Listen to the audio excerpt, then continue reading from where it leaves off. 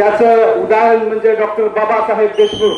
Doctor Babasaheb Deshmukh हे विधानसभेत कसं नेतृत्व असावं, एक एक्झाम्पल असं आहे की ते सुशिक्षित आहेत, कुठलाही कलंक नाही, चारित्र्य संपन्न आहेत आणि महत्वाचं म्हणजे भ्रष्टाचाराची कसलीही त्यांना म्हणजे कलंक लागला नाही असे उमेदवार यावेळेस आपल्याला भेटलेला आहे. बापूसाहेबांनी आता सांगितलं की बाळासाहेब आंबेडकर ही कधी कुणापुढेही झुकले नाहीत, परंतु इथं पाठिंबा कसा काय मिळाला.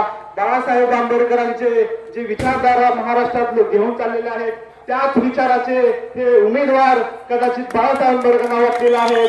आबासाहेबांचे 55-60 वर्षाचे काम केलं ते बाळासाहेब आंबेडकरांना माहिती होतं आणि तोच विचार करून बाळासाहेब आंबेडकरांनी सांगोला विधानसभेसाठी माननीय डॉक्टर बाबासाहेब यांना पाठिंबा दिलेला आहे. मी वंचित बहुजन आघाडीचा तालुकाध्यक्ष आहे.